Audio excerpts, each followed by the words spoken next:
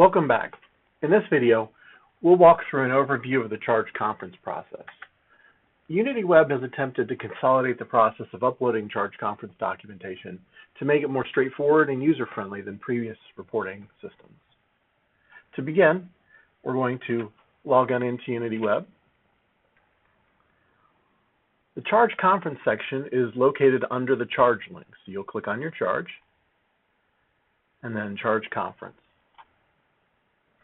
Here, you're going to see three things. You're going to see a list of all existing charge conference dates.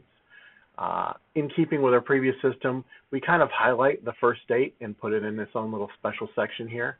I should say the latest date. You can see the date of the charge conference, its status, and the record deadline. The status means whether it's able to accept new submissions to this charge conference date or whether it is closed, meaning that you can view the information but you can't make edits. Right now this date is open and these dates are closed. Above that you'll see there's an option to create a new charge conference date. And then above that you'll see there is a menu where we keep paper copies or PDF downloadable printable copies of forms which are useful. So, to create a new charge conference date, you simply pick the date you want and you hit create. You can see now that our most recent charge conference date is August 31st. It is open, but also notice that July 31st is still open as well here. It's not past its record deadline. The deadline date here is the day after which the records lock and you cannot make edits. If you ever reach a circumstance where you need to make edits after a record deadline has passed, please talk to your district office. They have some ability to make that happen behind the scenes. Now, normally I would click on my newly created charge conference date, but instead I'm going to click on this date because I have a couple of things set up already. When you open up a charge conference date, it's going to tell you the status.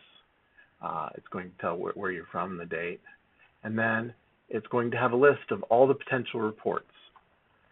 You can see that the largest section at the top is the standard charge conference reports. You can see that one of them has been submitted. The Finance Committee report for one of the churches under the charge has been created. And there are others here where it says create new, saying that there's still reports remaining to be created. Understand that for every charge conference, not every report is done. Obviously, the annual process, you do need to do most if not all of these reports. Below that is the clergy compensation forms. This particular sample church only has one pastor. His name is Sample Pastor, a very creative name.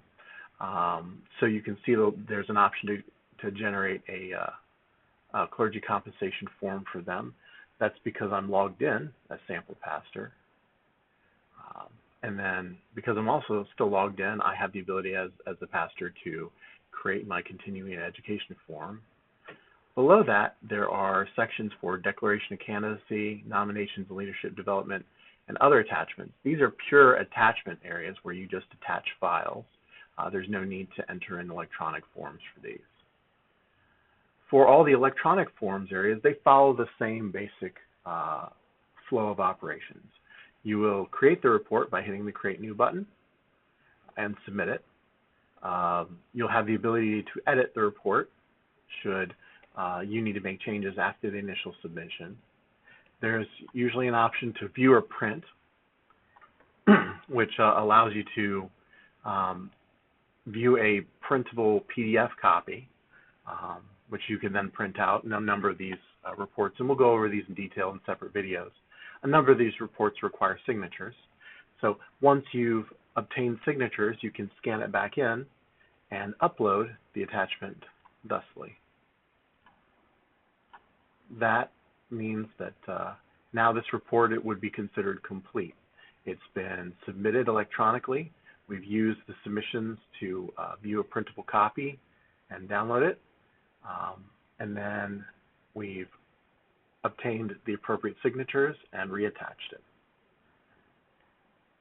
This concludes this review. Thanks so much for your time. Have a lovely day.